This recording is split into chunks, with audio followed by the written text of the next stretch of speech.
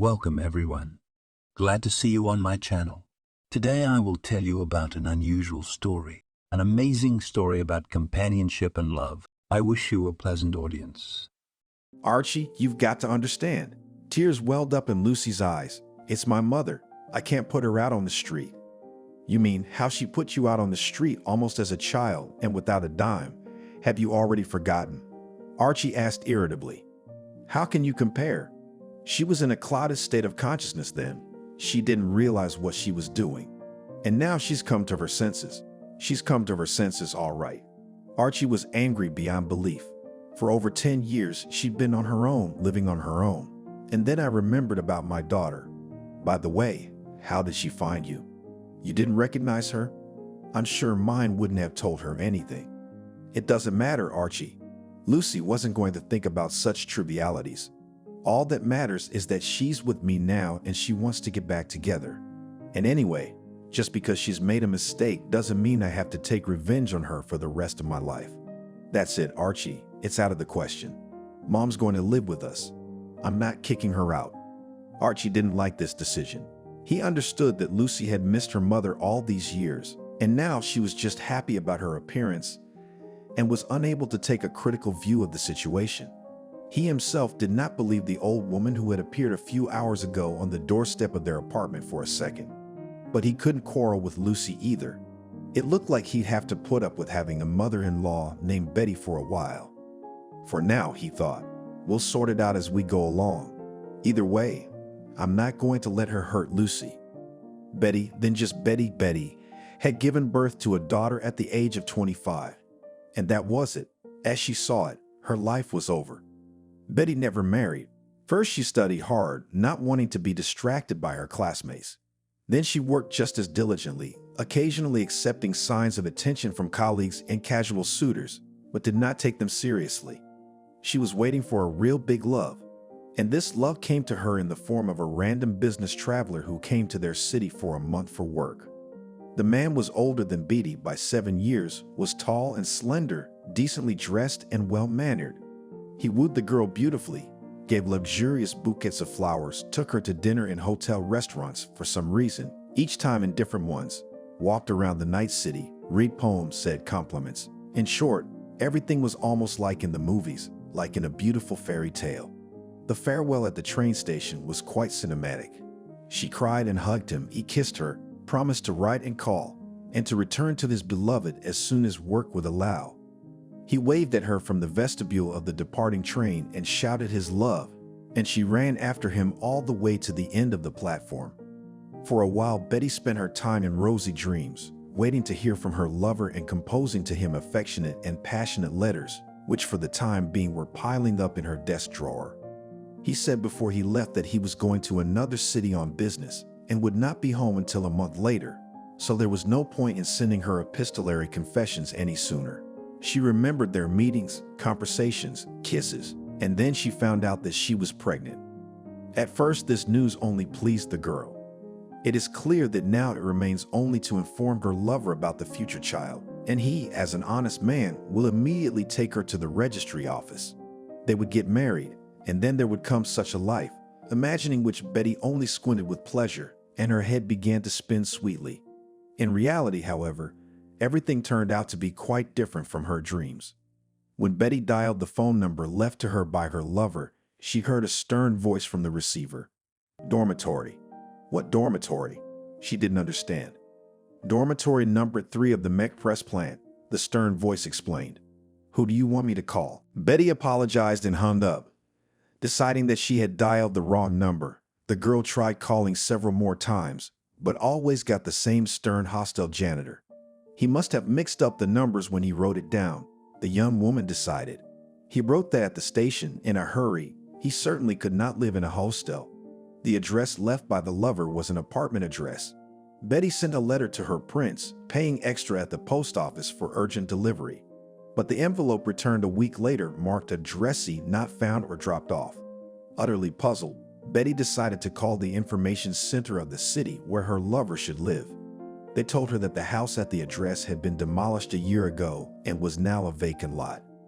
Give me at least a middle name or year of birth, said the directory clerk. Or better yet, Both.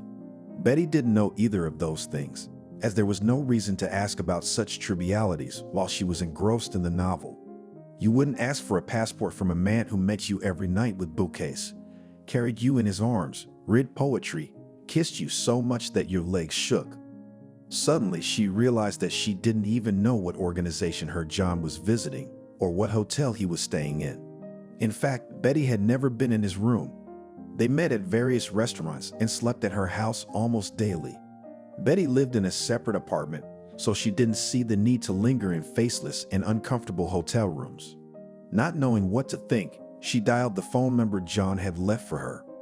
When she heard the expected stern dormitory, she suddenly cried and told the stern voice everything as it was. "Please," she said, "see if you have such a man living with you, John. Maybe he was just too embarrassed to tell me that he was from the dormitory. You never know. I don't know what to do now. Help me. I really need to find him." "Oh, girl," suddenly sighed a stern voice from the tube, and a little softened. "I would love to find him too." And in the eyes of his shameless look, "Not a month goes by that some girl of your John is not looking for him. He's got a habit of messing with girls' heads and leaving our phone number when he leaves. I've heard all sorts of things, and crying and begging and promising money to call him. But you're the first to get pregnant, I guess." It took Betty a while to realize what had been said. When the janitor's words reached her, she just burst into tears and hung up the phone. It became clear that it was no longer worth hoping for a happy love and cloudless family life. She had to muddle through on her own. Betty went to the gynecologist for a referral for an abortion. But it turned out that the search for a lover, she missed the deadline for this procedure.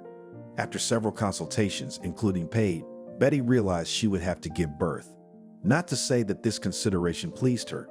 The girl was neither psychologically nor financially ready for motherhood. Betty had neither a husband nor any of the most insignificant suitors. Friends with whom she could consult, get their help and support. There was no two Betty supported with the women around her friendly relations, but no more. But most importantly, her parents. Evan and Barbara lived in a village 200 kilometers from the city.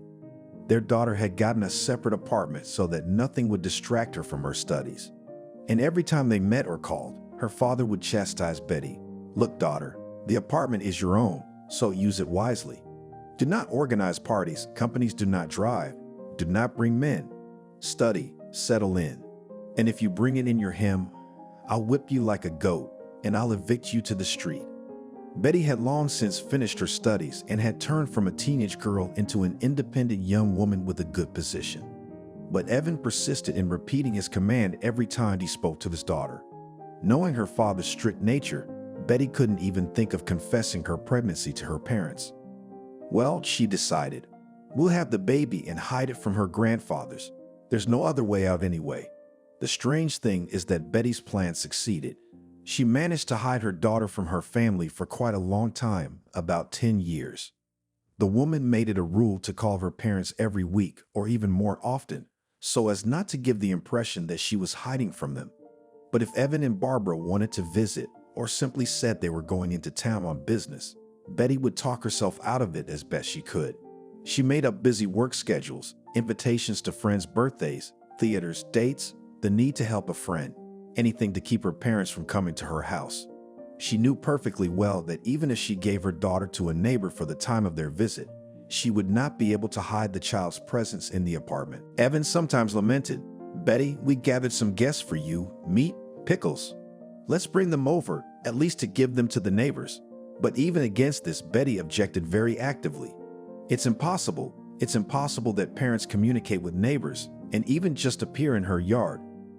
There was bound to be some talkative grandmother who would say something about the child, and that would be the end of it. "Why do you have to go around, Daddy?" she said cheerfully. "It's a long way to my neighborhood. Let the presents lie there, and I'll come to you next week and pick them up. They won't go rotten, I guess." And she honestly came and picked them up every time after her parents' unsuccessful trip. She left Lucy's daughter for the time of these visits to the village with her neighbor Selena, at first explaining that the girl was too young for the long journey, and then not explaining anything at all. The fact that Lucy periodically remains in the family Barbarican gradually became the norm. The need to hide strongly undermined Olia from the inside. The young woman herself did not notice how she became ashamed of her daughter not only in front of her parents, but also in front of everyone around her. It constantly seemed to her that neighbors, colleagues, and just passersby know that she raises her daughter without a husband and condemn her. They probably think she's a slut, or even worse, that she was married, but the man did not keep. She turned out to be a bad hostess, a worthless wife. Walking with Lucy, she constantly shrank into a lump inside herself, fearing unpleasant looks. At work, she almost never mentioned her daughter, fearing the judgment of her colleagues. In the kindergarten, she avoided conversations with teachers and other parents, and every time she waited for them to point fingers at her, to shame her, to laugh at her. In public, Betty carefully kept her face, making herself look independent and proud. But at home, she would lash out at Lucy, scolding her daughter for the slightest offense or for a carelessly spoken word. She could pounce on the girl with mats because of the fact that she long buttoned a sandal or dripped juice on the polished table, or just inappropriately approached with a request to read a book or watch a drawing. Soon the matter ceased to be limited to scolding. Betty hit her daughter with anything, and just a palm, and a belt from a jacket, and a carpet beater, and a boot, and a wet towel, and a cord from an extension cord, anything that came to hand. At times of such outbursts, the woman had no control over herself, and when the irritation subsided, she was ashamed of them and felt guilty in front of her daughter.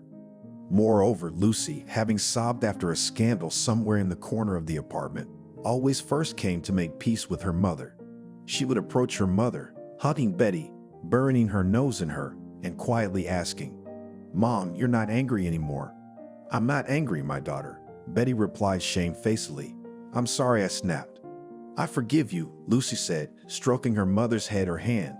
"I love you." Those words made Betty want to cry even more. The guilt, the feeling of being wrong, the shame of being ashamed of herself, the need to hide from her parents all the time, none of it was good for her psyche. She became nervous and hysterical, and on her face, despite the carefully built mask of impregnability, began to show an expression of fear and battered. The day when Betty went to enroll her daughter in school turned everything upside down. In the school reception area sat a genteel-looking secretary, an elderly woman with a strict hairdo, in an impeccably ironed dress with a white lace collar. Betty handed her the documents and a pre-filled questionnaire, and she quickly ran her eyes over them. "Why is the information about the parents not completely filled out?" she asked. "I see the mother's name, but where is the father's?" "No father," Betty said. "I'm on my own." "I see." The secretary looked at Lucy's birth certificate and then scrutinized Betty from under her glasses from head to toe. "I'll put a note on your form, single mother." This status was far from new to Betty. It had followed her from the registry office, where she had drawn up the documents for Lucia, through all the kindergartens, milk kitchens, and polyclinics. He allowed her to receive some benefits, but he also seemed deeply offensive to the woman.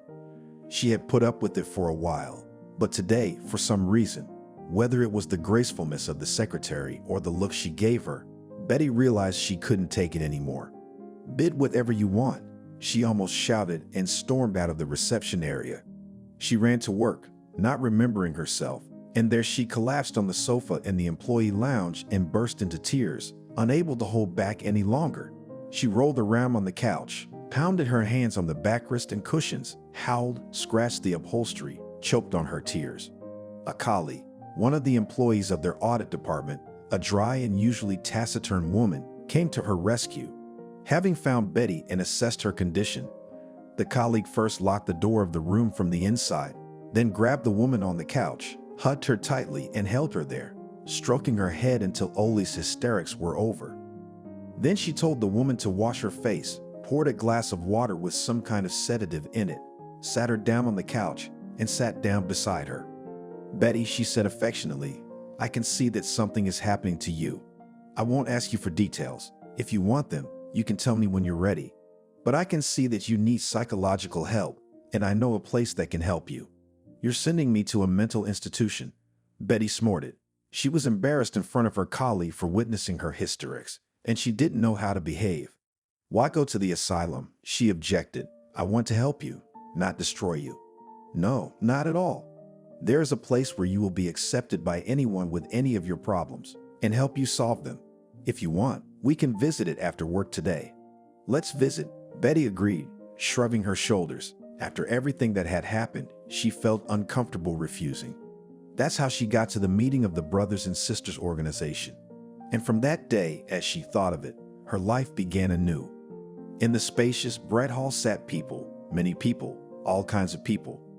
Men and women, young and old, and even frankly old, in expensive suits and in greasy jeans, beautiful, well-groomed, and frankly ugly, different. At the end of the hall, on a small dais stood a large man. He had a completely secular appearance, but everyone gathered called him Father Jack. The man spoke, addressing the audience. There is sin in all of us, and that is normal. There are no sinless people. That is the condition of our life. We are born with a pure heart and an open soul. The spark of God burns in each of us from birth. But during our life, under the influence of external circumstances, our soul begins to be filled with garbage, first small, then large. It prevents our spark from burning in full force. All its heat goes to burn the dirt that has come into our souls, but it is not always enough. Our open soul is used by dirty, evil, unworthy people. They draw us into deception, entice us to commit sin, and we succumb to them because we have no experience in resisting temptation. We commit sin and carry it with us through life, and we are tormented by it. We blame ourselves for having sinned. We begin to see ourselves as low, unworthy, unclean. And we forget that there is a part of sin in everyone. Yes, in everyone. When someone reproaches you for wrong behavior, says that you live unworthily, know that he is not talking about you, but about himself. With these attacks, he is just trying to dull the pain that his own sin, once committed, brings him every minute. Be stronger and wiser than such people. Forgive them. Try to bring them to the light. Everyone can come to the light, no matter how unclean he may seem to himself. You only need to accept your sin and atone for it in word and deed. Through this, you will be cleansed from the garbage inside you, and you will allow the spark of God inside you to burn again in full force. You will once again be at peace with yourself and the world. Recognize, accept, and redeem in word and deed. It is a big job, but the brothers and sisters will help you do it. Here in the hall are people who have already gone through the cleansing procedure and have changed their lives for the better. You know about them. Many of them have already become your helpers on the way of deliverance from sin. Betty listened, and every word resonated with her. It seemed to her that Father Jack was talking about her. Had she not been an open-hearted girl with a pure soul when she met John? Had he not led her into sin by deceit and temptation? Was it not due to the circumstances of life, the birth of a daughter, her father's ironclad principles, the need to lie, that her soul was filled with dirt and filth? Life happened as it happened, and Betty thought she would have to drag her dirt with her to the end. But it turns out it can be cleaned up, and there are people willing to help her. Could it really be? After the general meeting, Father Jack, who had been warned in advance about the new girl, invited Betty into his office. He spoke to her so tenderly, so sensitive and attentive, that Betty suddenly told him her whole story. She told him and froze, for she was about to be rebuked. But Father Jack said, "Poor girl, how much you've suffered. Well, nothing, if you want. We will help you to cope with your suffering. You are already stronger than many who come here. You realize that you have sinned and you are ready to get rid of it. You have already done a lot of work within yourself, and you are a head taller than most newcomers to our society. Often people are afraid to admit their sinfulness to themselves, but you're not. You're doing a great job. I believe that the Herculean work you've done should not go to waste. I and the brothers and sisters can help you to continue to get rid of your sin, to atone for it in word and deed. Of course, if you want to." Of course, Betty wanted to. She was terribly afraid to tell about her life, and she was happy to receive not rejection but understanding and acceptance after telling. True, if she had told her parents the same thing, they would have received her no less affectionately than Father Jack. But Betty was never meant to know that. The Society of Brothers and Sisters was a banal parochial sect. It was headed by Father Jack, alias Jack. About 10 years ago, he had graduated from the psychology department of the local medical university, but he had quickly become disillusioned with the work of a psychologist. The local psychoneurological dispensary scared him away by the small salary, Private clinics did not like the need to flatter clients and listen to the same complaints of fed-up housewives who had never had any psychological problems. Jack racked his brains and decided that he could find a more interesting and profitable use for his knowledge. At that time, with the advent of perestroika, the country began a boom on everything near mystical. Various sects and religious communities appeared. Folk healers appeared on TV. Politicians and businessmen did not hide the fact that they consulted in their affairs with psychics and astrologers. After some thought, Jack decided that the religious community format suited him best. He was tempted, of course, to become a personal fortune teller for some respectable businessmen. But there you'd be seen as a servant, and if you made a mistake, you'd be instantly wasted, Jack reasoned. And he wanted respect, adoration, admiration, obedience, and of course, a steady income. And a small flock could provide all that. A few years later, Walker was convinced that his idea was paying off. The Brothers and Sisters Society had several hundred members, and new ones were steadily coming in. Jack speculated on a sense of sinfulness. He insinuated to each newcomer that he had a serious sin that prevented him from living. It turned out to be quite simple. Every person knows for himself some unrighteous act or remembers an event that became a turning point in his life. With skillful presentation of information, this act or event acquired the status of sin and the main obstacle in all endeavors. It was easiest to work with women, almost all of whom had either had an abortion or had been unfaithful to their man, or had seriously thought about it. With men was more difficult, but Jack, thanks to a deep knowledge of psychology and good practice, and found something to hook them. It also helped that people who turned to the Brothers and Sisters were initially broken, not too sure of themselves. It was quite easy to convince them both of their own sinfulness and of the fact that in the society they would be helped to cleanse themselves of their filth. Atonement by word of mouth was practically a ritualized act, thought out in detail by Jack. And atonement for sin by deed involved the sinner donating part of his property to the community, that is, in favor of Jack Walker. For each stage, the parishioners were seriously prepared and processed so that parting with property was practically voluntary and without doubts. After that, the person was considered cleansed of sin and could start a new life without the support of society. If he was not ready to part with the Brothers and Sisters, he was offered to attend meetings and socialize with other novices as usual, on condition that he would donate 1/10 of his income to the society every month. Many agreed to this. At first, Jack was surprised at how many people accepted his terms without complaint, but then he realized that he was careful to impress upon the congregation that Brothers and Sisters was a place where they would be welcome, good, bad, or downright evil, and help to cope with any problem. It gave people a sense of all-round support, and that is what parishioners agreed to pay for. There were some people, however, from whom there was nothing to take. For such people, Jack devised special tasks as redemption by deed. For example, if he saw in a man a gift to dispose people to himself, he assigned him as a penance to attract 10 newcomers to the Brothers and Sisters within a month. He assigned women to cater for mass meetings, making tea and coffee for the congregation, baking scones and cookies. The men were usually told to clean up after big events or to work for the community in some other way. His goals were not always self-serving. For example, several parishioners helped a poor grandmother from the community to repair her apartment as a redemption work.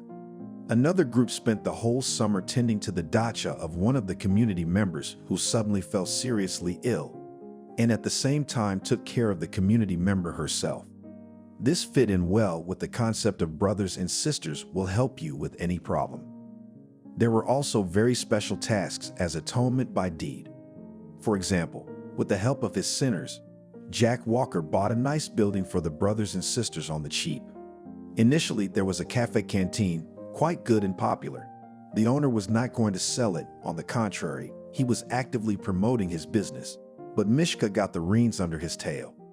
And for 3 months, several Brothers and Sisters actively spoiled the reputation of the institution. They planted rats and cockroaches in the kitchen and warehouses of the cafe.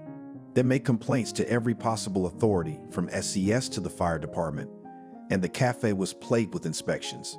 They vomited in the dining room after eating a couple of spoonfuls of soup or side dishes. They made a mess in the sanitary facilities for visitors, stealthily tricked waiters, stole jackets from the racks. In addition to this was organized several defamatory articles about the cafe in the local press. And specially trained parishioners lingered in the surrounding yards and in long lines and spread their nasty rumors about the institution. The flow of visitors to the cafe dried up, and the owner was forced to close the business. Father Jack bought the building from him for mere cents, and the brothers and sisters involved in the operation received the long-awaited redemption of sins. Jack Walker did this sort of thing often enough. He had gotten good at brainwashing people, and his parishioners no longer asked questions about why it was necessary to commit a new sin to atone for one sin. They did whatever Father Jack told them to do, and if anyone tried to refuse, Jack knew how to persuade them. Among his flock was an employee of a detective agency and a young girl who was the mistress of one of the local FBI officers. With their help, he gathered information on his entire flock, their family and friends. This allowed him to control the financial situation of people, to understand who and how much he could get from, and who was better to use as labor force. And it also helped to keep the flock in line with the help of light blackmail. Father Jack arranged a 3-room apartment in the quiet center of the city, bought a nice country house, got a couple of cars for trips out of town and for traveling around the city. On his accounts accumulated quite a substantial amount of money that allowed him to live comfortably for a dozen years. But Jack Walker tasted something that was much tastier than wealth, unlimited power over people. So he was not going to stop the activities of this sect, and even on the contrary, he was thinking of taking it from the city to the regional level, and then to the level. But about all this Betty, of course, did not even guess. Regular communication with the brothers and sisters improved Betty's state of mind. After a few months, she became noticeably calmer and more confident. The woman stopped being afraid of slanted glances, forgot about the need to be shy of others, became more sociable and peaceful. After another year, she finally got rid of the guilt that constantly ate her. Betty reasoned that everyone had some sin, that is, her case was not an exception, but just a kind of norm. What was there to be ashamed of? What was there to be guilty about? The inner changes were also reflected in the woman's appearance. Her posture changed, her movements became smoother and calmer, her gait became easy. She began to take care of herself with pleasure, did new hairstyles, bought beautiful clothes, tried different makeup techniques. Experiments with appearance helped her to get acquainted with herself, new, calm, cleansed of sins. But in addition, it pursued another goal: to attract the attention of Father Jack. Betty had fallen head over heels in love with the rector and secretly dreamed of someday winning his affection. For Jack Walker, her feelings were neither a secret nor a surprise. He was accustomed to having female parishioners fall in love with him from time to time, but he never allowed himself to approach one of them lest he bring discord into his flock.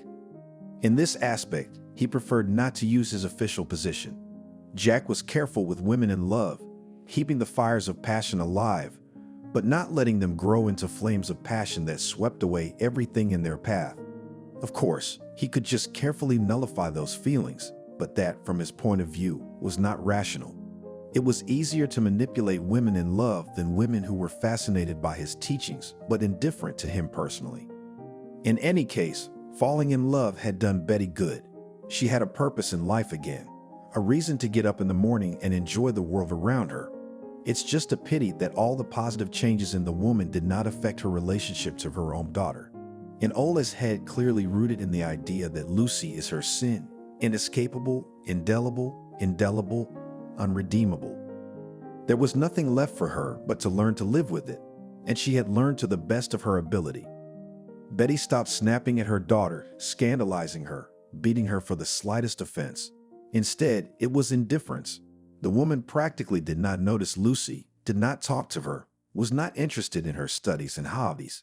She made remarks to her daughter when she, in her opinion, behaved wrongly, but never praised her for good behavior and good deeds, taking it for granted. Affection was out of the question. When Lucy tried to hug or kiss her mother, to take her hand, Betty looked at her coldly and shied away from her daughter. She provided Lucy with everything she needed: food, clothes, school supplies, but never spoiled her with pretty outfits, sweets, or new toys. All the money that could be spent on things and entertainment for her daughter, the woman preferred to donate to brothers and sisters. Sometimes Betty tried to tell her daughter the basics of Father Jack's teachings, but Lucy refused to accept them, and the woman backed off, deciding that the child was too young for such serious talk. So it went on for about 4 years. Betty had planned to raise her daughter to the age of 18, and then either move her out of the house or join the brothers and sisters, and thus get rid of her sin. But all her plans came to a crashing halt one quiet Friday evening. Betty had finished cleaning up the kitchen after dinner when Lucy once again flew up to her with the words, "Mommy, look what I made on my mug. It's for you." Her daughter constantly tried to attract her attention with drawings or a diary full of A's or some crafts. Betty wasn't interested in any of it. The doorbell rang, and she pulled the girl away from her and went into the hallway. When she opened the door, the woman was frozen and speechless. On the threshold stood her mother, Barbara Betty. At her feet stood 2 large, round-sided travel bags that looked like well-fed, large-breed dogs.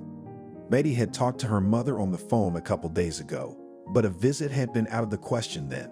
The woman was confused, but Barbara smiled welcomingly, as if she hadn't noticed her daughter's embarrassment. "Hello, Betty," she said. "Sorry I didn't call, but I thought you should be home before the weekend. It all happened so fast, I didn't have time to warn you." She picked up her bags and stepped into the hallway, pushing Betty aside. She looked around. "It's a nice hallway you've got here, spacious and bright. At least I'll see how you live, what repairs you've made." Lucy's face peeked out of the door of the room. "Mommy, where are you? Who's there? Oh, hello." The girl stared curiously at the guest. The old woman looked at her curiously. "Mama, you say?" she asked. "Well, yes, this is Betty, my mom. Don't you know?" "Well, now I do," smiled Betty Sr. "Let's get acquainted. I'm Barbara, your grandmother. What's your name?" "Evan died last year." Barbara buried her husband, grieved, and realized that it was hard and boring to live alone in their house. She decided to move to the city, where she'd be more comfortable and closer to her daughter. She sold the car left by her husband and the land shares they had received when the collective farm was disbanded. She looked for a buyer for the house, but agreed with him that the deal would wait until she looked for an apartment in the city. The price of the house was agreed in dollars, so that from a possible delay Barbara did not lose anything. But the buyer, on the contrary, was interested in avoiding exchange rate fluctuations, and therefore actively participated in the search for a new apartment. It was he who eventually found her a nice one-room apartment with a large kitchen and a wide balcony, albeit in the cheapest part of town. Barbara called the sellers and came to the viewing, immediately taking with her the money for the deposit. They were going to look at the apartment on Saturday, and if everything worked out, they were going to make the deal in a week. Barbara planned to stay with her daughter during that time. Getting acquainted with her granddaughter was painless. The girl was terribly happy that now she had a real grandmother and filled the old woman with questions and stories. Lucy went to bed at midnight, full of impressions. Then Barbara and Betty sat down in the kitchen to talk. Contrary to expectations, her mother didn't scold her for giving birth without her husband or for hiding the baby for so long. She only complained that Evan had never seen her granddaughter, but otherwise she felt sorry for her daughter, who had suffered alone with the child and her spy games. But Betty did not need this sympathy and empathy. She more than received them in brothers and sisters. After stating the facts and listening to her mother for a while, she curtailed the conversation and sent Barbara to bed. Everything worked out with the apartment. While waiting for the deal and the old owners to move in, Beatrice stayed with her daughter and granddaughter. For 2 weeks, she had time to look at the relations in their family and make some conclusions for herself. When the apartment was ready for occupancy, she suggested to Betty, "You know, I think Lucy would be better off with me. Give her to me. I've lived without a granddaughter for so many years, they'll make up for it." "Oh, Lucy, will you come and live with me?" "What about Mommy?" the girl asked. "And to Mom we will go to visit when she wants." "Agreed?" "Agreed," exclaimed Lucy, who for the past few days received more attention from her grandmother than from her mother for all the previous years. "Very well," said Betty in an indifferent tone. "I will pack Lucy's things." In her heart, she was glad to be rid of her sins sooner than expected. All her childhood, Betty had been convinced that adults were extremely unreliable people. It is impossible to guess when they will praise you and when they will scold you. There is no pattern to their mood swings. Exemplary behavior is no guarantee that you will be petted and called a good girl. Interesting things do not occupy them. Beautiful gifts are born to them, and in general, to spend time with children they do not seek. Such conclusions the girl made, observing her own mother, and extended them to the entire adult population of the planet. The only exception she considered was Aunt Selena, where her mother occasionally left her when she was busy.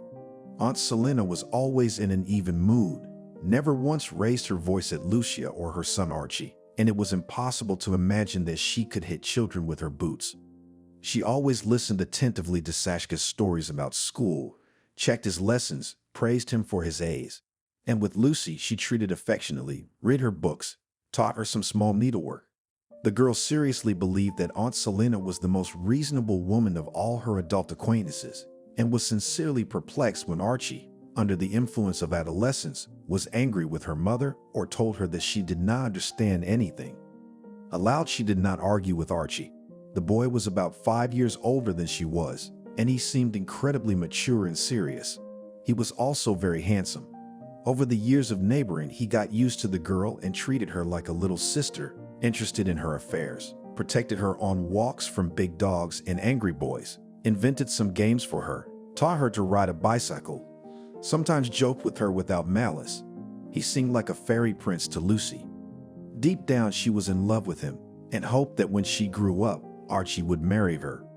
Moving in with her grandmother brought Lucy many discoveries. First of all, she finally saw grown-up people she could rely on. The first of these was Barbara herself. She didn't fight or scandalize. She clearly defined for her granddaughter what she could and could not do. She took care of the girl, spoiled her, remembered her promises to Lucy, and strictly fulfilled them. Then it turned out that grandmother's neighbors and friends behaved the same way. Gradually, Lucy looked at adult teachers, leaders of circles, sales clerks, parents of classmates, and found that in principle, they are not so bad. Each of them has its own patterns of behavior, and with each can get along, if these patterns know and take into account. The world was no longer scary and unfamiliar. It was slowly turning into a friendly friend that could be relied on. Barbara transferred Lucy to another school closer to home. There no one knew the girl as frightened and uptight, insecure and nervous. Her modesty was written off as the usual shyness of a newcomer, and they helped her overcome it. Soon Irishka had friends and even formed a friendly relationship with some teachers. Previously, the girl could not even think of such a thing, and for a long time it was strange to her that with an adult, with a teacher, you can talk freely, express your thoughts, disagree, and even argue. And this dispute would not end in punishment or scandal, but would be conducted within the framework of a normal dialogue. All these discoveries delighted and encouraged Lucia. She told Barbara Stepanovna about them with delight and shared them with Aunt Selena and Archie over the telephone. The only regret was that they couldn't be shared with her mother. Betty was completely removed from her daughter's life. She spent almost all of her free time at the brothers and sisters, rushing there in the evenings after work, disappearing there all weekend. She used all her spare money for the needs of the community and was extremely proud of it. She would have donated her apartment to the brothers and sisters, but the guardianship authorities stopped her. Lucy was registered in the apartment, and until she came of age, the girl could not be discharged, and therefore it was impossible to dispose of the apartment freely. Betty had tried to get her mother to sign her granddaughter in a couple of times, but Barbara realized what it could turn out to be and refused flatly. Over the years, living with her grandmother, Lucy had seen her mother 4 times, and about 10 times she had talked to her on the phone. Barbara explained her granddaughter's behavior as best she could. She told her about the cult, told her that her mother had fallen under the influence of too many strangers and did not belong to herself. She assured her that Lucy was not to blame for anything, that there were problems that only adults could deal with. Children could not handle them. The girl would not succeed in keeping her mother away from the community of her father Jack, no matter what she did, no matter how she behaved. The only thing Lucy could do now was hope that her mother would come to her senses and continue to love her, or at least respect her for giving her life, raising her, feeding and clothing her for so long, Barbara said. Lucy tried to believe her.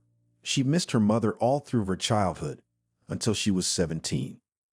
After high school, Betty went to technical school to become an accountant. She and her grandmother had decided that it was necessary to first acquire a profession, with the help of which you can feed yourself, and then proceed to higher education. Lucy understood perfectly well why her grandmother insisted on it. The two of them were living on Barbara's small pension, and it had become noticeably insufficient. The girl worked part-time when she had the opportunity, but her earnings were so small that they could not save the situation. She and her grandmother would still have a couple of years of technical school, but 5 years at the university would be gone. Barbara died in early September. Lucy came home after technical school and found her grandmother sitting at the sewing machine. The girl from the threshold began to tell the old woman something, at the same time changing clothes, turning on the kettle in the kitchen, walking around the apartment. Only after a few minutes she noticed that her grandmother, for some reason, she did not answer. The doctors later said it was a blood clot. It happens. Death came instantly. Barbara did not suffer, and it calmed Lucia a little. She called Betty to tell her the news, but as usual, she didn't find her at home. She didn't have her mother's work phone. She had to call them and asked Aunt Selena to give her mother the information. The neighbor called back in the late afternoon. "Lucy, I told Betty everything you asked," she said. She nodded, said thank you, and went to her room. "There's nothing more I can tell you." Mother didn't call back that day or the next. There was money for the funeral. Her grandmother had warned Lucia more than once that it was in a box in the sideboard. The dress, slippers, towels, handkerchiefs, and everything else needed for the burial were kept there as well. Plus, each of Barbara's kind-hearted neighbors and friends who came to the funeral slipped Lucy 100, a 500, and 1,000. Aunt Selena came too. She said that Archie had some business to attend to and couldn't get away, but she sent her sincere condolences to Lucy. She slipped a little envelope into her pocket too. Betty never showed up. Returning from the funeral and wake to the devastated apartment, Lucy counted the cash. It turned out that all the expenses for the ritual had been completely repaid. Even more, on the amount of money given out by hearty neighbors, it was possible to live for 4 months, and if you squeeze, then with half a year. Damn funerals, it turns out. Not a bad way to collect money from the population, sarcastically thought the girl, and burst into tears sitting on the floor near her grandmother's couch. It was possible to live, but how to live, she did not understand. Lucy could not get through to Betty, but she talked to Aunt Selena every evening. 2 or 3 times a week the girl was visited by her grandmother's friends, all of them in turn. They brought her some pies and other homemade food, checked the condition of the apartment, had long warm conversations with Arishka about everything in the world. Little by little the girl's grief dulled. She began to look at the world again with the same confidence. She did not miss a single class at the technical school and was on a good account there. Lucy found a small part-time job as a cleaner, but she had to start somewhere. She looked after the apartment, kept it clean and tidy, so as not to fall foul of her grandmother's friends. She even accepted a couple of date invitations from boys from the parallel course. So little by little 6 months passed, and then Lucy's quiet life collapsed completely. One evening there was a demanding ring at the door. Lucy opened the door and gasped as Betty stood on the doorstep. "Mommy." "Hi," the girl said incredulously. "Come in." "Hi," said Betty grudgingly. "I need the deeds to the apartment." "Do you know where they are?" "The papers." "For the apartment?" Lucy had expected anything but that. "The papers for my grandmother's apartment," Betty repeated a little slower, very clearly, as if she were talking to a lunatic. "I need to register the inheritance. For that I need the certificate of ownership, the contract under which the apartment was bought." "Inheritance?" Lucy still didn't understand. "Inheritance, inheritance," repeated Betty, already irritated. "My mother died. I am her direct heir, so I need to register the apartment on myself." "Why are you standing there like a pole? Let me live for myself. The papers are probably in the closet or in the secretary." She pushed the girl away, resolutely went into the apartment and began to look through the contents of the secretaire, commenting on it aloud. "So, utility bills, that'll come in handy. Employment history, no need for that. Warranty cards? My God, what a lot of junk. Ah, here." Betty pulled out a thin transparent folder and took a quick look at its contents. Everything seemed to be in place. "Oh, and I need my mom's death certificate. Where is it? What's it for?" Lucy was still confused, but to the confusion was already mixed with wariness. And what are you going to do with the apartment after you're done with it? That's none of your business, said Betty sharply. By the way, baby, I suggest you pack up and vacate the apartment. Clear out? What do you mean, vacate? Where am I going? Lucy was indignant. It's not my problem. I put up with you for too long already. You are my sin, you are my punishment, and I have dragged you as long as I could. I'll be glad to be rid of you once and for all. This apartment will be mine, and I don't need you here at all. You'll be 18 in a couple of months, and I'll be lucky enough to be completely free of any responsibility to you. So why don't we just say goodbye now? A couple of months won't matter, will it? So Lucy found herself on the street. Her first thought was to go to Aunt Selena's, but she dismissed the idea immediately. It was impossible to imagine that she would live next door to her mother after everything that had happened. The girl went to her fellow students in the dormitory. Those, having heard her story, hid her from the commandant, stealing her student ID card from the watch. In the morning, they went to the curator, and then to the educational part. Lucy got a place in the dorm. A couple of weeks, however, had to hide at the girls', but then the bureaucratic machine finished its work, and the girl moved into the dormitory with full rights. Lucy studied, worked part-time, saved money for a rented apartment. Periodically, she called Aunt Selena and her grandmother's buddies, just to let them know she was okay. The conversations were short. The situation in the dormitory watch, where the phone was located, did not dispose to long conversations. After getting her diploma, Betty found a job, rented a small apartment not far from the office, and began to learn to live an adult life. A few months passed when she met Archie by chance on the street. Archie had dreamed of big money since he was a kid, but not because he wanted a super fancy car or a cottage with its own pool. No, he would not have refused those benefits that accompany wealth, but his main goal was quite different. Selena had raised him alone, and the boy had been accustomed from childhood to notice how hard his mother worked, how much she denied herself in order to provide her son not only with the necessities of life, but also with important boyish pleasures. When Archie was 12 years old, he solemnly promised his mother that when he grew up, she would not need anything, and he diligently fulfilled this promise as best he could. Archie started working part-time at 14, and in his 20s, after studying at the university and getting some acquaintances, he opened his own company for reselling and customizing computers. The business was slowly gaining momentum and began to bring profit, even if not a big one yet, but Archie felt that he was on the right track. What ruined the boy was his lack of experience. Honest business in the late 90s was, in principle, already possible, but it required a lot of money. And to run a dishonest business, it was necessary to have certain knowledge and acquaintances, which the young entrepreneur did not have yet. Archie was caught forging documents in tax evasion. The firm was liquidated.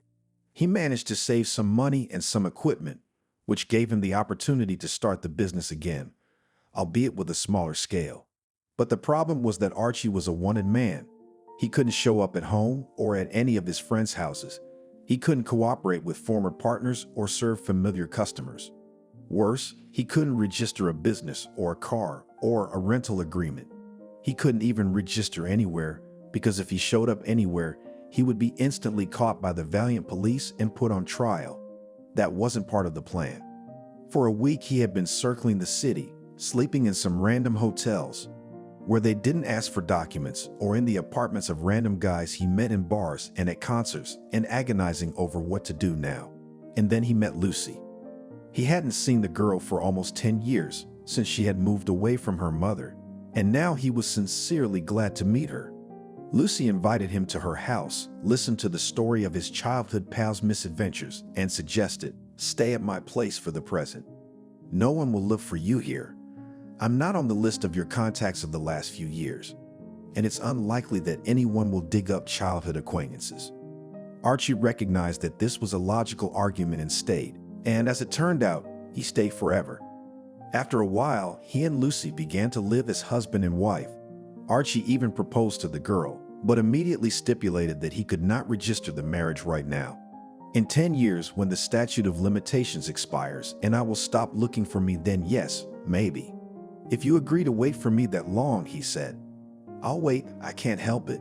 Lucy smiled. "I've been waiting since I was a little girl. I'll be patient for 10 years. After some more time, Lucy opened the sole proprietorship and began to sell and customize computers with Archie. Her husband prompted her reliable suppliers, advised her how to communicate with each of the potential customers to lure them to the service, explained the subtleties of customs clearance of office equipment, himself selected from yesterday's students, programmers, and system administrators, who were then sent to customers to configure computers and automate their business. He himself drew up TOR on the basis of clients' explanations, wrote additions to 1C, designed databases and special software for the needs of customers. The only thing Lucy did not allow him to do was bookkeeping. That's where she stood her ground. "You've already messed it up once," she said. "Now leave the conduct of finances to a certified specialist." The two of them coped well with this life.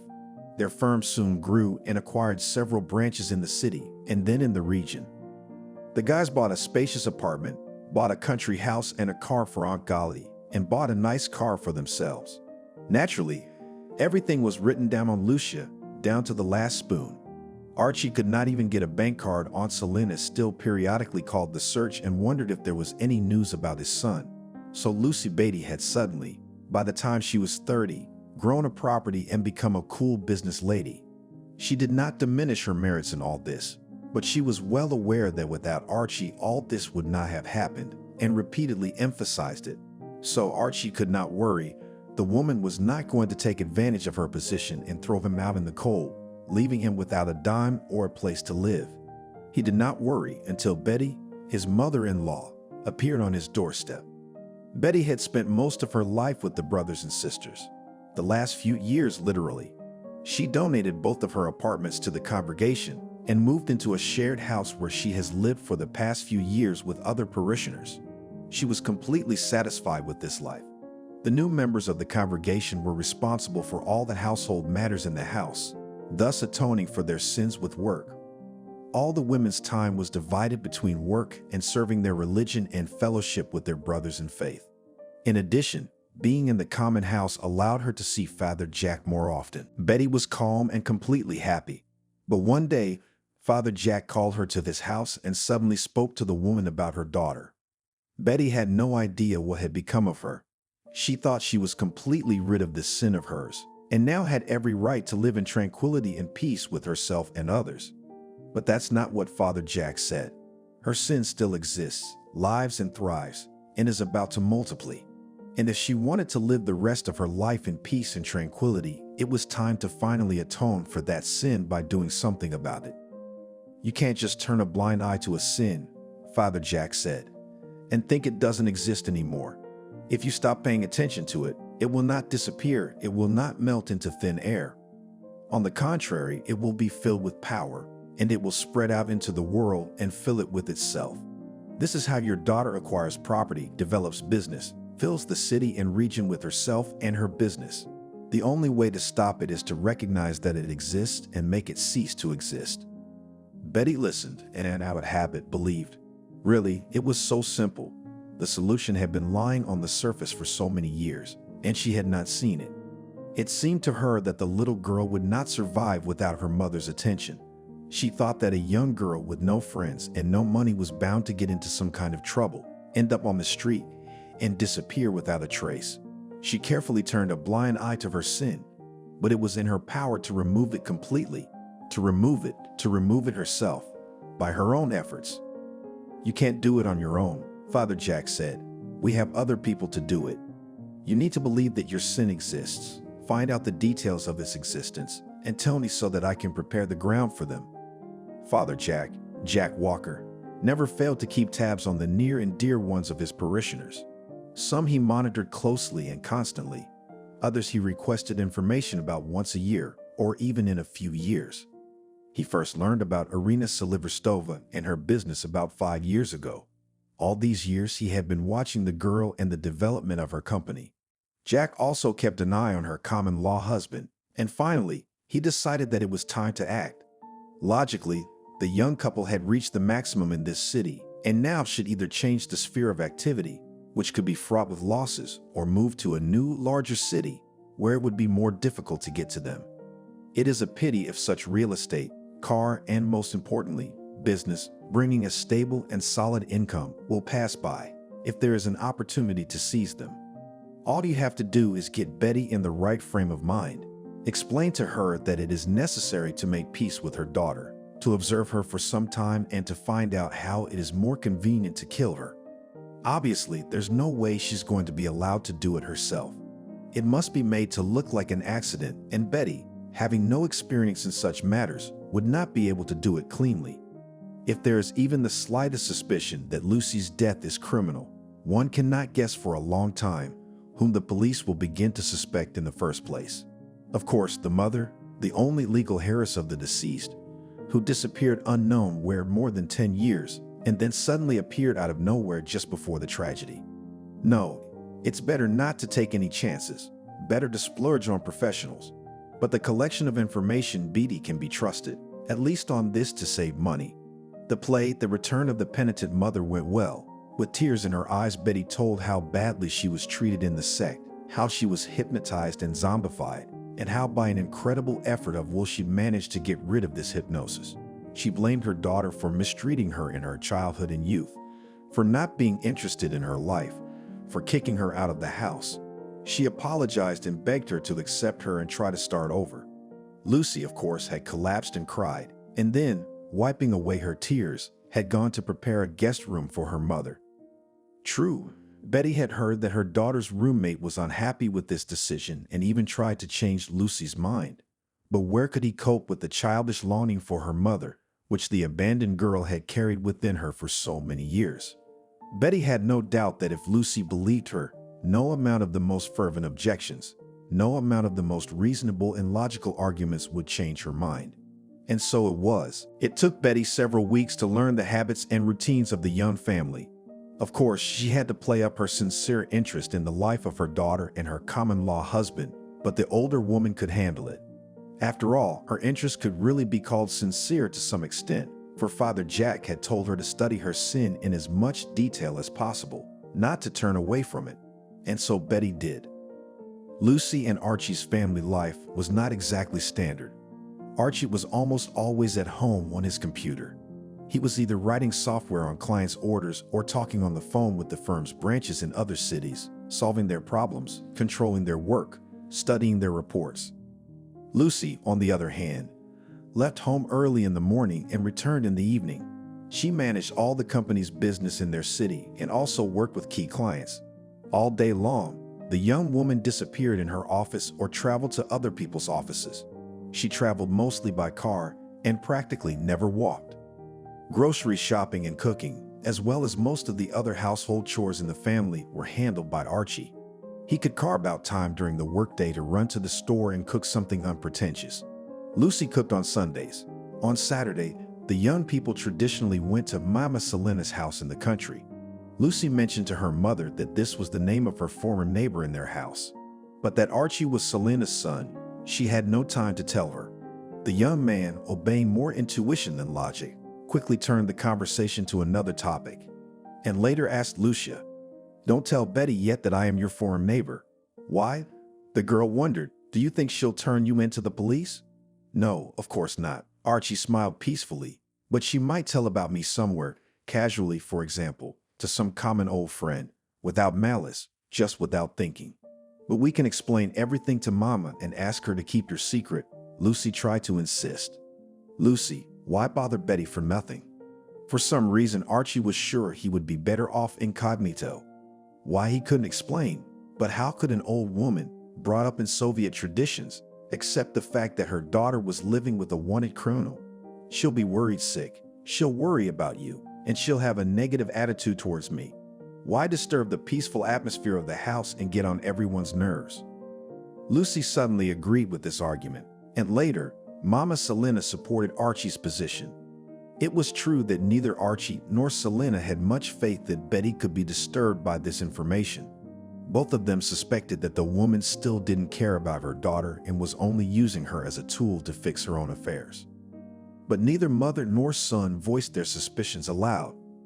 Lucy had suggested to her mother that she go with them to visit Selena, but Betty had refused each time. She said she was embarrassed to meet a neighbor with whom she had been less than polite. In the future, she would, but for now, she wasn't ready. In fact, Betty took the opportunity to be alone in the empty apartment and explore it properly. She quickly found her daughter's main documents and studied them carefully.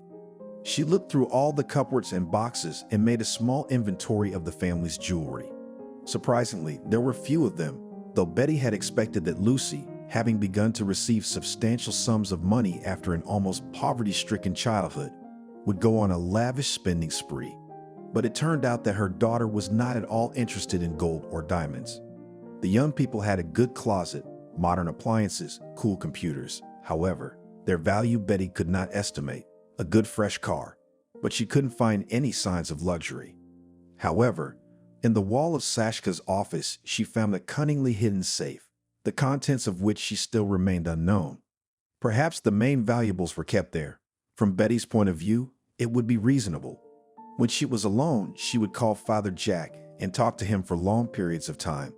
On weekdays, it was impossible. The house phone was always busy with Archie, and the street phones were not suitable for the kind of conversations the rector and the parishioner were having. Betty gave Jack Walker all the information she had gleaned, discussed future plans, and of course, received spiritual counsel. Without regular meetings at the brothers and sisters, it was hard for her to keep her spirits up. But Jack tried to support her as best he could. Betty urged him to deal with Lucy quickly, suggested a car accident on the way out of the office, but Jack's father was not satisfied with that. It seemed to him too unreliable and risky for the executors. It was easy to spotlight a car that would be instantly found by license plate number and characteristic damage. And it would be very easy to damage the driver of that car. Jack couldn't take that risk, and eventually the conspirators managed to devise another plan. Lucy only walked to two places, a sports club and a beauty parlor. Both of them were 15 minutes walk from home, and it seemed unreasonable for her to take a car for such a distance. She visited the sports club twice a week and the beauty salon weekly. Usually it was in the evenings, after Lucy returned from work. On one such evening, a young woman returning from a training session was hit by a car. It was nearing fall. It was getting dark early enough that there were few passersby on the street. And those who were could not remember either the make or the number of the dark, unattractive car that suddenly flew out onto the sidewalk, hit the girl with the hood, ran her over and disappeared around the corner. Actually, there were only two witnesses, young boys, yesterday's school children. One of them immediately rushed to Lucy, the other rushed to the machine to call an ambulance. They just ignored the car. The car was found a couple of days later in one of the neighboring alleys, with a couple of doses of cocaine in the glove compartment and traces of track on the dashboard. The car had been reported stolen and had apparently been abandoned by the carjacker, who had been frightened by a drug-induced murder he had committed. At least, that's what the operatives on Lucy's case decided. A typical case, no need to look for criminals, it's all for nothing. That's exactly what Jack Walker was counting on. A few days after Lucy's funeral, Betty approached Archie. "Sasha, where do you keep the documents?" "What papers?" The guy didn't understand.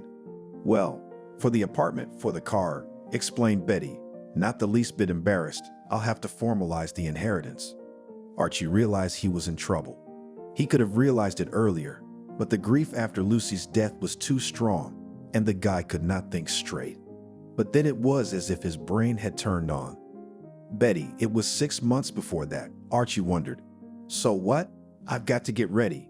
See if I need to call a technician to the apartment, update the paperwork, check which banks Lucy had accounts with, make inquiries. I also need to find out how the business is inherited. I don't know anything about it yet. I need to consult," Betty said calmly and businesslike, without any embarrassment. "I understand it was all in Lucy's name, and I'm the sole heiress, so I'm the one to deal with it. I'm an old woman, and it'll be 6 months before I've been through all the authorities and consulted." "Betty." Archie was agonizing over what to do next, and at the same time he tried very hard not to show the indignation that was boiling up in him. Look at her, 9 days after Lucy's death, and she's already going after the inheritance. "Betty, of course, you are the sole heiress by law," he confirmed, "but you realize that all this, the apartment, the firm, the car, all of it, Lucy and I have gained together. It's my labor, my time, my strength. So I think I'm entitled to a share of the property. I suggest you give me the firm. It would be impossible for you to run it anyway. and you can have the rest. It's only fair. What firm? What inheritance? How will you formalize it on yourself, you idiot? Ran through Archie's head. You'll be caught instantly. You're still under the statute of limitations. But the man decided to deal with problems as they arose. First, it was necessary to defend his honestly gained property from the sudden competitor, and then to think how this honestly gained property could be relatively honestly formalized. I've seen how you profited. Betty grinned sarcastically. Lucy worked like a horse, and you sat at home, playing on the computer and talking on the phone. It's not much of a job. And anyway, if you're so fair, why did you live with Lucy without registration for so many years? If you'd signed a marriage license, you'd be the first in line here now too. We'd split everything in half and be done with it. No, you were cheating. You didn't want to commit yourself. Now you're sitting there cooing. Archie choked with indignation. There was nothing to say. He hadn't intended to tell Leon about the true reason for his and Lucy's cohabitation before, but now he thought it was simply dangerous. Explaining to her what part of the work he, Archie, was doing for her and Lucy's business was simply not possible. He had to think of something else, but he wasn't ready to think now. Legally, of course, you're right, Betty, he repeated, and I can't argue with that. May I ask you a favor? Betty raised her eyebrow questioningly. Could I stay in this apartment for a while? Until the inheritance is finalized, you and I are both on a bird's-eye basis. But you'll get this place afterward, and I have nowhere to go. I'll try to earn money for a new corner as soon as possible, and I won't bother you too much. Archie spoke so heartily and modestly that Betty suddenly felt sorry for the lad. Really, she thought, he's got nowhere to go. He's just been through a great grief. Let him live. What's the use? And I'll need some more information from him. Lie, she nodded regally. If you'll still go shopping for groceries and cooking, you can live for the whole 6 months. It won't be a pity. Archie shone and rushed to thank the old woman. A few days after the explanation with the failed son-in-law, Betty woke up in the middle of the night. Footsteps were clearly audible in the room. Archie, the bastard, thought the woman. No other way than to strangle me in my sleep, or some other mischief. Well, I'll give it to him. She opened her eyes. A street lamp was shining outside the window, illuminating the bedroom, not too brightly, but enough to make sure the room was empty. I was dreaming, Betty thought, but the footsteps sounded again. Silent at first, as if from far away, they grew louder and louder, more and more distinct, and finally came to a halt beside her bed. Almost above the woman's ear, someone's breath rustled. Betty froze under the covers and squeezed her eyes tightly shut. "Mommy," said a quiet female voice. "Mommy." Betty flinched and suddenly remembered the lamp above the bed. Abruptly, she flicked the switch and the space around the bed was illuminated. It was empty. What the hell? But a heavy sigh sounded above her ear, and then familiar footsteps rustled toward the window. The curtain swayed slightly, as if from an occasional draft, and the room was silent. Since that night, Betty had lost her peace. She kept seeing footsteps in the apartment, first at night and then during the day. Sometimes they sounded beside her, and sometimes they came from the empty bedroom or the kitchen. Once, when she couldn't stand it, the woman even dragged Archie into the empty room and started to convince him that someone was walking in it. The man looked sympathetically, assured her he couldn't hear anything, and advised some kind of sedative. But Betty knew her sin had taken hold. Lucy would not leave her. She would stay by her side even in death, and there was no way to fight it. During the day, the invisible guest simply walked around the rooms. But at night, she walked around Betty's bedroom, approached her bed, and quietly called, "Mama," and even the lamp, which the woman did not put out until morning, could not deter her. The obsessions haunted the woman not only in the apartment. During walks, she suddenly began to hear her daughter's name constantly. "Lucy," shouted a girl under the window, calling her girlfriend Lucy. Exclaimed a guy with a stunted bouquet, rushing to meet the girl. "Lucy," sternly said the woman to her little daughter, pulling her away from the puddle. And on the signs of various salons, stores, and kiosks, the name of Lucy was repeatedly flashed. It was amazing how Betty had never noticed it before. One day she was passing by a stranger's house with a radio playing loudly through the windows. Suddenly, in the middle of a song, a tender child's voice sounded. A little girl was repeating over and over again, I forgive you. I love you. I forgive you. I love you. Lucy had said the same thing, almost with the same intonation, when she came to make up with her mother after a scandal. Betty couldn't take it anymore. She called Father Jack from the payphone and, almost sobbing into the receiver, told him of her obsessions. The abbot listened to her attentively, then calmed her down for a long time and exhorted her to be patient, to pull herself together, not to pay attention, not to get worked up, not to believe in otherworldly nonsense. But this time the conversation with Father Jack did not help Betty. In her head, interrupting the voice of the man pouring from the tube, sang a child's voice, repeating two simple phrases. She returned home completely shattered. Archie, seeing the woman's condition, was seriously concerned. He almost forced her to take some drops, put her to bed, and promised that she would sleep through the morning. But it was not to be. Betty did fall asleep almost as soon as her head touched the pillow. But in the middle of the night, she awoke suddenly as if she had been struck. The lamp overhead was not lighted. She had gone to bed in the daytime, and Archie, of course, had not thought to turn it on. But the light of the lantern outside the window was enough to see a slender female silhouette against the curtains. A girl in a white robe, with loose blonde hair covering her face, stood at the windowsill and whispered softly, "Mommy." Noticing that Betty had opened her eyes, she slowly moved toward her. The sound of footsteps was painfully familiar. The girl stopped at the bedside and reached out her hand toward Betty's face. The hand reeked of icy coldness. Betty screamed and lost consciousness. She woke up to Archie shaking her by the shoulders. The light was on in the room, and the boy was standing over the bed in his underwear, disheveled, sleepy, and obviously frightened. "Betty, oh, thank God you're awake. What happened? You were screaming so much. It scared the shit out of me. Shit, I gave you a good sleeping pill. You should have slept till morning." The woman suddenly cried, and then told Archie everything. He shook his head sympathetically, dragged Betty into the kitchen for tea, offered her valerian and some more serious sedatives from the stockpile. He didn't question her words like Father Jack had, didn't say it was all nonsense and nonsense. He even envied her a little, because he didn't get to see the woman he loved after death. He looked down at her and seemed to brush away an invisible tear, and that suddenly made Betty even more attracted to the boy. They sat in the kitchen until dawn. It was only at first light that the woman finally decided to go back to bed. Over the next few days, she felt better. The presence of the ghost during the day was still manageable. In the evening, she took sedatives, and Archie sat by her side until she fell asleep. He had been very attentive since their conversation, treating her as gently as a fragile Christmas toy and caring for her in every way he could. Betty thought it was a good thing she hadn't sent the boy away right away. Without him, it would have been much harder to deal with all this mysticism. She wouldn't have been able to stand it. A few days later, Archie suddenly said, "Betty, I'm probably going to say something stupid. But you know, my grandmother used to tell me when I was a kid that the dead don't just come to us, the living.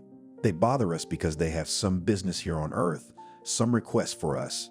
Next time you ask Lucy what she wants, maybe she'll tell you and you'll do as she asks and she won't bother you anymore." "Superstition," said Betty angrily, "though, you know, Archie, I might try it. If I don't freak out," she added, and went to bed. The otherworldly visitor came to her about 24 hours later. On a white day, by the way, though it was close to evening, but it was still daylight. These ghosts have got the nerve. When she heard the familiar footsteps behind her in the empty room, she pulled herself together and asked, trying to keep her voice as gentle as possible, "Lucy, my daughter, what are you walking about for? Why don't you lie still? What do you want?" "Mama."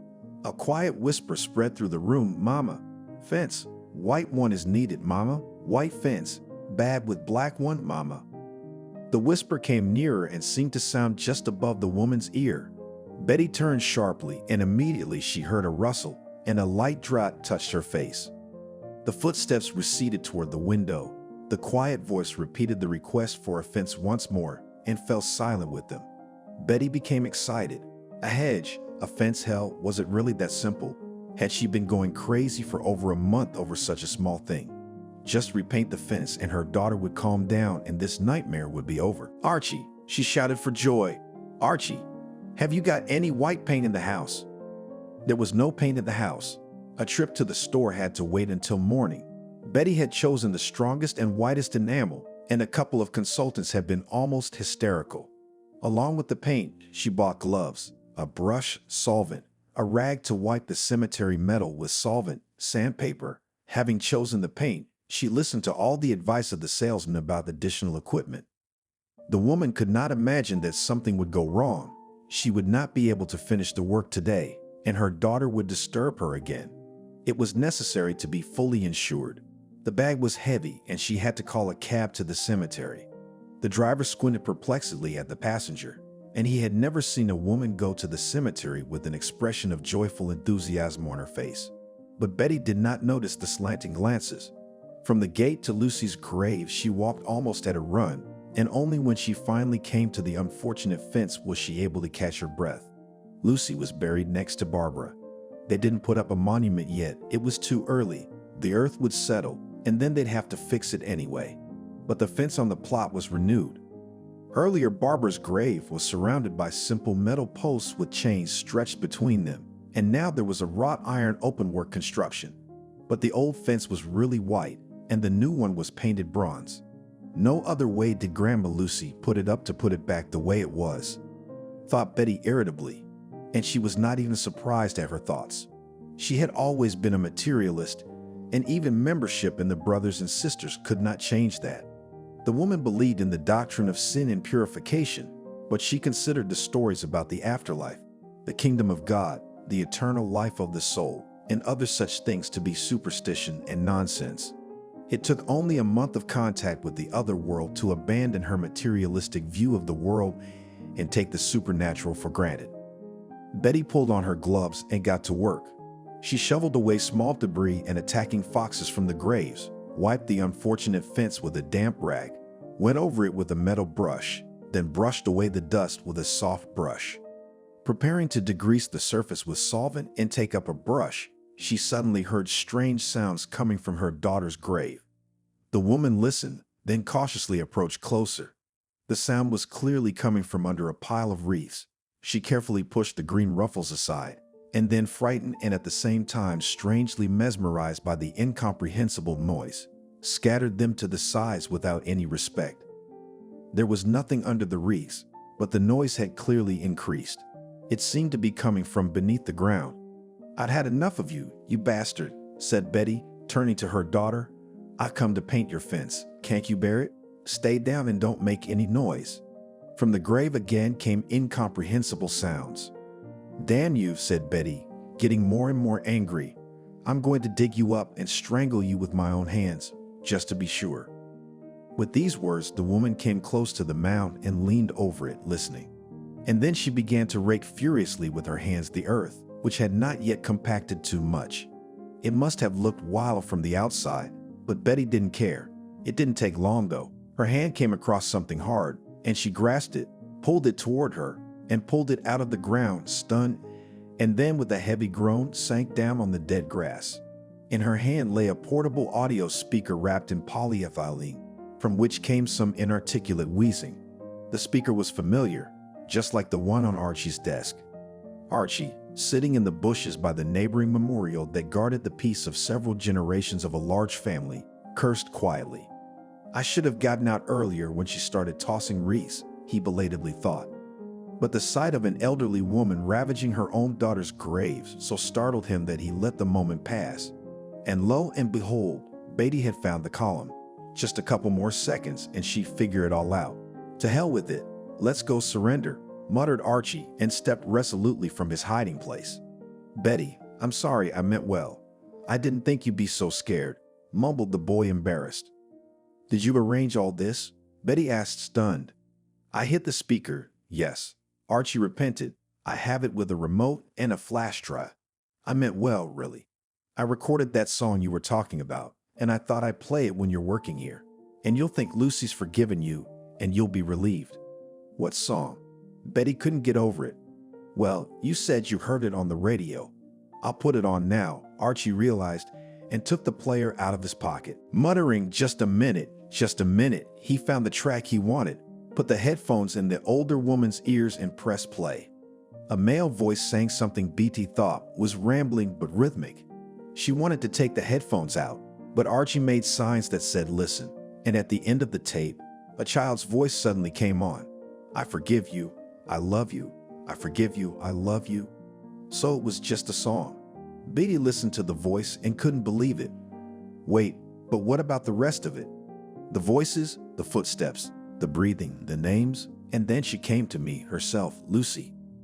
Betty tried painfully to think, but her thoughts were jumbled and wouldn't cohere. You didn't believe me, did you? She exclaimed, feeling the anger boiling up inside her. You decided to deceive me, to make fun of the old woman then. She sprang up from the ground with sudden impetuosity and lunged at Archie with her fists. But she stopped a step away from him and began to lurch slowly to the side. Her face was strangely twisted, and instead of an accusing cry, her mouth was a frightening wheeze, like that unfortunate speaker. Betty collapsed next to the fence and passed out. Archie leaned over the woman, felt for a pulse, and swore, now in a full voice. Then he pulled a cell phone out of his jacket pocket, huge as a brick and terribly uncomfortable. He didn't like it, but now he was glad he brought it with him. Mom, he said quickly into the phone, get behind the wheel and drive to the cemetery to see Lucy. Quickly, I'll explain later. Yes, don't drive in from the main gate, but from the side entrance, so the guard won't see you. Archie worked out his plan with his mother.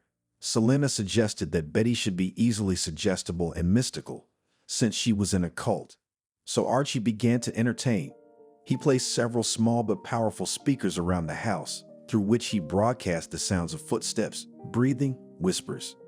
He controlled the recordings with a remote control or put them on a timer, so as not to be too monotonous, and it would be suspicious if the ghost only appeared to Betty when Archie was home.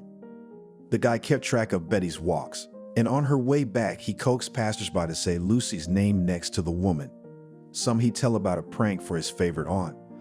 Others he'd bribe with a little money. He turned on the song with the words that he knew from her stories that Lucy had repeated to her mother like an incantation all of her childhood, lurking in the bushes near the house that Betty had passed. His speakers were powerful enough. The ghost was Celine's mom, dressed in a white hoodie and a blonde wig. They had calculated that after the sleeping pills Archie had given his mother-in-law, she wouldn't look at the details, and they had calculated correctly. The Barbaricans weren't planning anything bad. They wanted to convince Betty in the existence of the ghost, and then his mouth to command her to share with Archie inheritance. But things turned out differently. Exhausted by worry, by the need to lie and pretend again, by the separation from the brothers and sisters and the beloved rector, by the participation in the murder, albeit indirectly, by otherworldly entities, in short, by all the events of the past months, Betty suffered a stroke. She collapsed in the cemetery, and neither Archie nor Selena ever found out if the woman had figured out what it was really like. After calling Selena, Archie used his cell phone to call an ambulance. The doctors arrived on time, but thankfully still 5 minutes later than his mother. He had time to explain the situation to Selena, and he bushwhacked off to his car and left for her house. Selena, on the other hand, went to the hospital with Betty and cared for her in the intensive care unit for over a month. The ward was not allowed outsiders, but there was not enough staff, and another paralyzed old woman nobody was happy, so when Selena asked to help, she was allowed. A month later, she also moved Betty home to an apartment. The woman was still half paralyzed and unable to speak, but she promised to live a long time. Archie equipped the room with the peculiarities of the bedridden patients, hired a nurse. Together with his mother, they attacked the guardianship authorities, some by phone, Selena in person. Betty had no relatives, but there were witnesses who confirmed their long acquaintance, neighborhood, close communication with Selena. This circumstance, plus a little money, and Selena Barbaricina officially became the guardian of Betty Silverstova, her former neighbor and failed sister-in-law. On the rights of guardian, Selena received the right to dispose of the inheritance due to Betty. She signed over the firm to herself, and Archie found an executive director who ran the business for several years. Naturally, none of the director's actions were without consultation with Archie. When the statute of limitations on his previous offenses ran out, Archie officially stepped in as director himself. Betty lived only 2 years after her stroke. Jack Walker, having lost contact with her, tried to track her down, but when he found her, he decided to remove himself from his former parishioner. Betty herself did not think anything.